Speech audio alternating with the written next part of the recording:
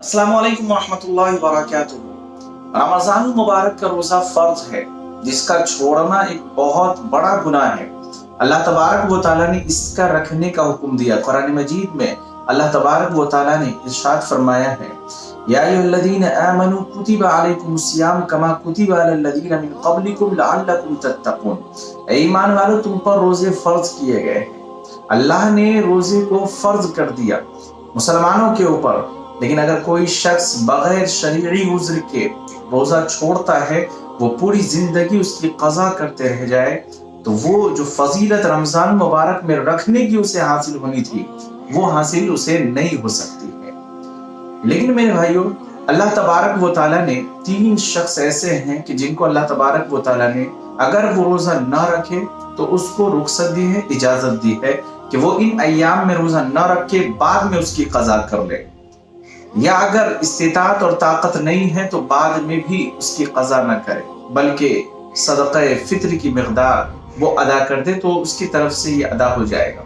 तो सबसे पहला शख्स है उसमें बूढ़ा शख्स। आपने देखा होगा कि मुआशरे में कुछ लोग ऐसे भी होते हैं जो बहुत ही बूढ़े होते हैं, जो रोज़ा रखने की इस्तिताअत और ताकत नहीं रखते हैं।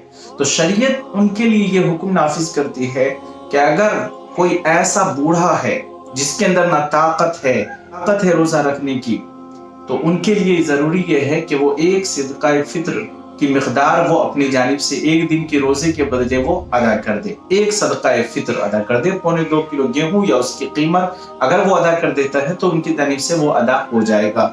ये तो उस सूरत में है कि जब उनके अंदर ताकत नहीं है। लेकिन अगर बाद में वो ताकतवर हो जाता है, यानी इतनी ताकत आ जाती है कि जिससे अब वो रोज़ा रख सकता है, तो उसके ऊपर ज़रूरी है कि वो रोज़े की क़ज़ा करे और वो जो सदक़ा उन्होंने अदा की है वो सदक़ा नाफिला हो जाएगा। इसी तरीके से अगर कोई मरीज़ है बीमार, जिसे बीमारी बढ़ जाने का अंदेशा है या डॉक्टर ने मशवरा दिया है, माहिर डॉक्टर ने, कि रोज़ा नहीं रखना है वरना आपकी बीमारी बढ़ सकती है, तो उनके लिए भी शरीयत ने इजाज़त दी है कि वो इन अय्याम में रोज़ा छोड़ के बाद में उसकी क़ज़ा कर। लेकिन अगर कोई इस्तिताअत ही नहीं रखता है, अब उम्मीद ही नहीं है कि वो कभी सेहतयाब हो सकेगा, तो उनके लिए भी वही है कि वो सदक़ाए फ़ित्र की मिक़दार वो अदा कर दे, एक दिन के बदले एक सदक़ाए फ़ित्र वो अदा कर दे जिसकी कीमत 2.25 किलो गेहूँ या उसकी कीमत होती है। तो इसी तरीके से एक ऐसा शख्स है जो मुसाफिर है, सफ़र में निकला है और 48 मील अपने शहर से दूर जा चुका है, अपने शहर के हुदूद से निकल चुका है, तो वो मुसाफिर है शरीयत की निगाह में। अब उसको रुख्सत है, अगर वो चाहे तो रोज़ा रखे, चाहे तो रोज़ा ना रखे, बाद में उसकी क़ज़ा कर लेगा।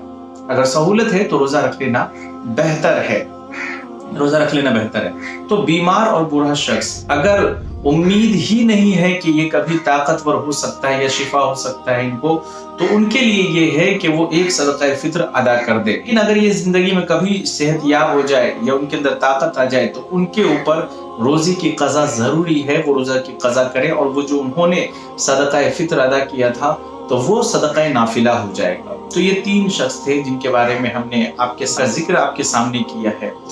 दुआ कीजिए अल्लाह ताला हम तमाम को अमल करने की तौफ़ीक़ इनायत फरमाए। अस्सलामु अलैकुम वरहमतुल्लाहि वबरकातुहू।